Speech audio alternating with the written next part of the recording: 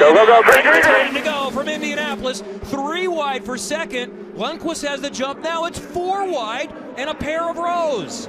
Rasmussen, that white car, going to the outside, trying to go the long way around. Lundqvist will hang on to it. Brabham and Rasmussen, they've tangled before. They're side by side for second. They're side by side all the way through the field. Everyone gets through cleanly. I think the stewards are going to look at that restart. They were fanning out 2, 3, 4 wide well before the green flag.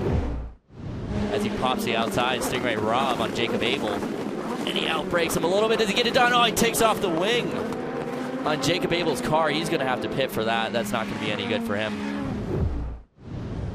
And there's a caution out. And this is because there is weather in the area. There is lightning, even though it is sunny. And they have thrown the red flag, so all the cars will come down pit lane. Charlie, hang on, buckle up. It's been nearly 6 hours since these drivers were strapped into their cars. It's a normal restart, not a side-by-side start. They'll stand on the loud pedal coming out of 13. Lundqvist, Brabham, Rasmussen, McElray, Frost, who won race 1 yesterday. Ready, In the green, wet, green, going green, green green, already. green. Rasmussen is taking a look, tucked up behind Brabham, and what a jump for Linus Lundqvist. Out in front, they're side by side a little further back.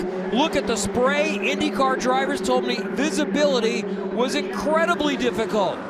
There's so much spray. Christian Rasmussen coming out into the clear, trying to get it woed down into turn 1. And Daniel Frost lost his front wing. He ran into the back of Matt Brabham. And it pushed Hunter McElray into the runoff in turn 1. He'll have to gather it up and rejoin the race here in turn 4.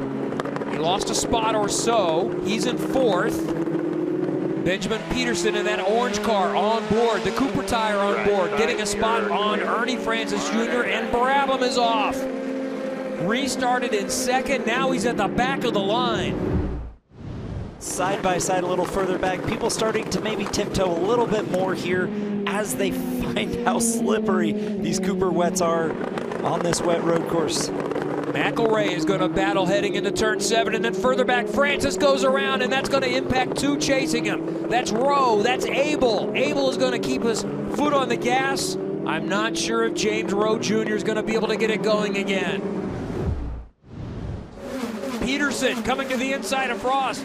They're side by side. McElray thought about making it 3 wide. Lundqvist is going to get to the corner first. What about the fight for 3rd? Peterson to the inside. Frost stays with it. Well done. Side by side through 2 in the wet. Peterson will get the spot, and McElray will come with him. Jacob Abel, though, working on him right now, and Abel is going to sweep through to the inside, side by side, and just like we saw in the IndyCar race last year, Ernie Francis Jr. launches over the curbs and keeps his foot into it. Ernie Francis realizes right about here he's not going to make it, bails out, down. That's all 4 wheels off the ground. Is Abel now going to work on Daniel Frost, slides through, makes it stick. What a charge by Jacob Abel, up to 6th place. And Kiffin Simpson trying to take advantage of that momentum shift and get past yesterday's winner, Daniel Frost, at the same time.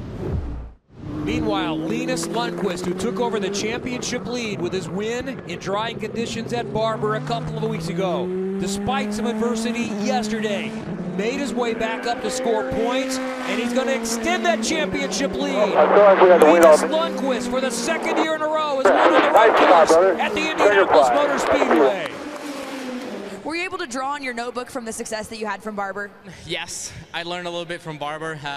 I knew that this track was going to dry up as well, so it was just about managing that left front usually for us. So yeah, I did that for the last 5 laps and just managed the gap. Obviously, Christian put a lot of pressure in the beginning. We really had to push, but then I managed to open up a gap, and yeah, felt pretty comfortable in the end. Watch the 106th running of the Indianapolis 500, Sunday, May 29th at 11 a.m. on NBC.